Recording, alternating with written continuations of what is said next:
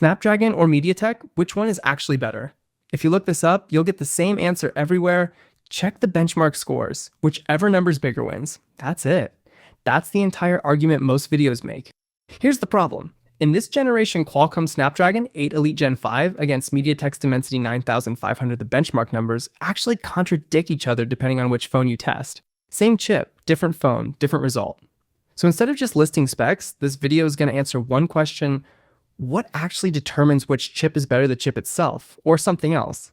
We'll go through the CPU, the GPU and gaming performance, the EII hardware, and the pricing strategy behind both companies. And at the end, there's a real verdict. Not it depends as a cop-out and actual answer. Let's start with the part everyone checks first, the CPU. A CPU core is just a unit inside the chip that executes instructions. More cores, or faster cores, generally means the phone can do more at once and do each task quicker. Qualcomm Snapdragon 8 Elite Gen 5 uses its own custom-designed cores called Oryon. This is the third generation of that custom design. The layout is 2 prime, cores that run up to 4.6 GHz, handling the heaviest single tasks, plus 6, performance cores running up to 3.62 GHz for everything else. Qualcomm says this generation is about 20% faster than the last one, while using about 35% less power to do it. MediaTek's Dimensity 9500 takes a different approach entirely. Instead of designing its own cores, it uses off-the-shelf ARM core designs, but all of them are big cores. There are no small, low-power efficiency cores at all. The layout is one Cortex-C1 Ultra-core at 4.21 GHz, 3 C1 Premium cores at 3.5 GHz, and 4 C1 Pro cores at 2.7 GHz. MediaTek's bet is that an all-big core design gives more consistent performance across every task, not just the heaviest ones. In independent testing, the Snapdragon 8 Elite Gen 5 comes out ahead on both single-core and multi-core benchmarks.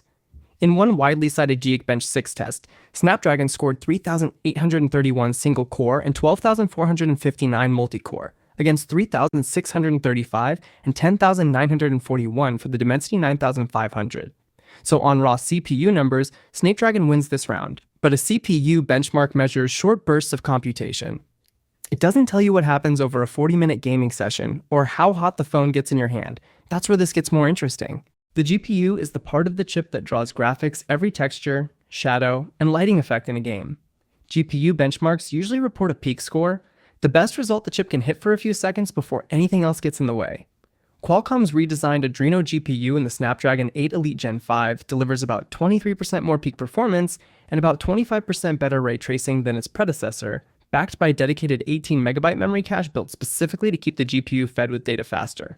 MediaTek's Mali G1 Ultra GPU in the Dimensity 9500 claims a 33% performance uplift and about 42% better efficiency at peak load, plus support for ray trace frame generation up to 120 frames per second.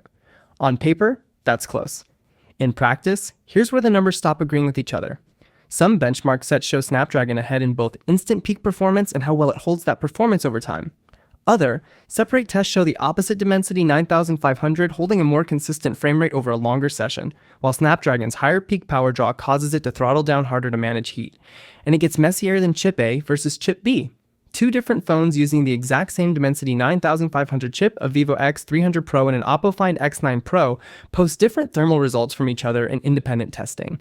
Same silicon, different outcome. That's the actual myth this video is built around. A chip doesn't play the game a phone does. Cooling design, how aggressively the manufacturer lets the chip run before throttling it, even the physical size of the vapor chamber inside the phone, all of that decides what you actually feel in your hand, more than the chip spec sheet does. A benchmark chart tells you what a chip can do in ideal conditions. It doesn't tell you what your specific phone will let it do. The NPU, or Neural Processing Unit, is a dedicated block on the chip built specifically to run AI tasks, things like real-time photo processing, voice recognition, or running a small language model directly on your phone instead of sending it to the cloud. Both companies advertise roughly the same number here, about 100 TOPS, short for trillion operations per second, but that single number hides two very different engineering choices. Qualcomm's approach adds matrix acceleration directly into the CPU cores themselves, working alongside the Hexagon NPU and a separate always-on sensing hub, a low-power chip section that can stay active even when the rest of the phone is asleep.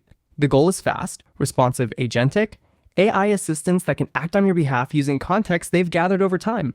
MediaTek's approach centers on something more unusual, a compute and memory NPU design, where calculations happen directly inside the memory itself instead of shuttling data back and forth to a separate processor. Combined with support for 1.58-bit quantized models, a technique that shrinks AI models down dramatically in size, this lets MediaTek run meaningfully larger AI models fully on device, without needing an internet connection, while drawing less power to do it. So the 100 TOPS headline number is basically a tie. The real difference is what kind of AI experience each design is optimized for. Qualcomm leans toward fast, always-on personal assistance. MediaTek leans toward running bigger models locally and offline. Both chips are built on the exact same manufacturing process, TSMC's 3nm N3P node. That's normally one of the biggest factors in efficiency, but this generation, it's a wash. Neither company has a fabrication advantage over the other, which brings up the myth that's been following MediaTek for over a decade, that it's the budget or backup option, and Snapdragon is always the premium choice. That reputation made sense years ago. It doesn't hold up anymore. The Dimensity 9500 isn't a mid-range chip wearing a flagship badge, it's genuinely competing at the top, inside real flagship phones like the Vivo X300 Pro and Oppo Find X9 Pro. And looking ahead to the next generation, MediaTek's upcoming Dimensity 9600 Pro is rumored to launch around 28% cheaper than Qualcomm's upcoming Snapdragon 8 Elite Gen 6 Pro. That's not MediaTek quietly catching up, that's MediaTek undercutting Qualcomm's pricing at the very top of the market. Qualcomm still leans on something MediaTek doesn't have as much of yet: years of deeper game studio optimization relationships, and broader adoption across the biggest flagship names like Samsung and Xiaomi. That matters for real-world software support, even when the silicon itself is closely matched. So back to the question from the start, is Snapdragon or MediaTek actually better? On raw CPU numbers, Snapdragon 8 Elite Gen 5 wins clearly. On GPU and gaming, it's genuinely close, and which one wins depends more on the specific phone's cooling and tuning than on the chip itself, which is exactly the myth this video set out to test, and it held up. On AI, it's a tie in headline numbers with two different real-world strengths. And on price, MediaTek has moved from budget alternative to a direct, undercutting competitor at the flagship tier. The honest verdict, if you want the highest guaranteed peak performance and the deepest game studio optimization, Snapdragon 8 Elite Gen 5 is the safer pick. If you want flagship level performance with strong efficiency, and you're not willing to pay Qualcomm's premium, the Dimensity 9500 is no longer a compromise, it's a legitimate, well-reasoned choice. Which means the real answer was never the chip name on the spec sheet. It's the phone built around it. If you enjoyed this video, consider subscribing to Axu Does Tech Stuff, where we break down complicated technology into simple explanations. See beyond the specs.